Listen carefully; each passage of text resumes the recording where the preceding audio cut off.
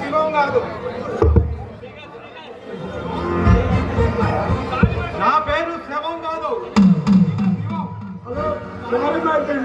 ఏదో అన్నం లేవయ్యా, నీతో వ్యక్తమైన పండి పిలిపించాను, అందుకో నీ సాగన.